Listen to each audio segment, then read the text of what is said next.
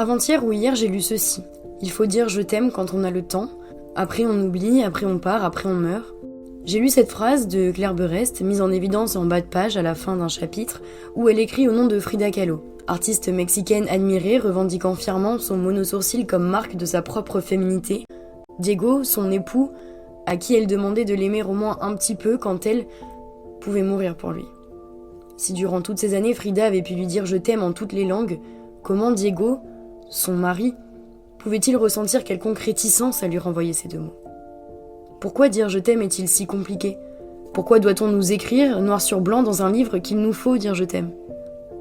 Pourquoi est-il aussi si difficile de ne pas l'entendre assez et de ne l'entendre même jamais de la bouche de ceux à qui nous aimerions le dire plus souvent nous-mêmes ?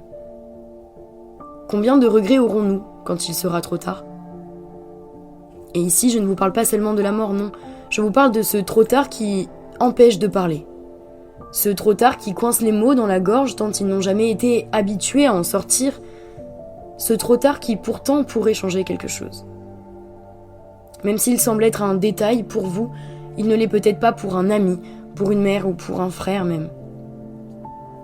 Ce « je t'aime » auquel vous n'avez même pas pensé en quittant la maison, aurait peut-être pu maquiller le vide de votre départ précipité.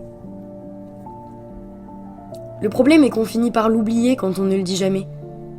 Si quelques-uns et quelques-unes décident de partir quand ils ne peuvent plus le dire, d'autres vont le chercher ailleurs avant même d'avoir quitté le nid. Certains souffrent de son absence, de son silence, essayent de le deviner au travers d'un regard, d'un geste, d'un soupir. Et les plus malins maquillent leur « je t'aime ». Ils les transforment en « je t'adore », l'écrivant en JTM, format peut-être moins difficile à assumer, pudeur déguisée. Mais au nom de quelle pudeur privons-nous ceux que nous aimons sans jamais leur dire ? Qui est-elle, cette pudeur ? Est-elle seulement plus importante que ceux que nous regardons chaque jour avec tant d'admiration ? Non. Mais elle nous touche tous, cette pudeur. Certains plus que d'autres, il est vrai, mais je pense que nous l'avons tous trouvée un jour ou l'autre. Moi-même, je la côtoie, et j'essaie de l'apprivoiser. J'essaie de ne pas oublier tous les « je t'aime » que je voudrais envoyer.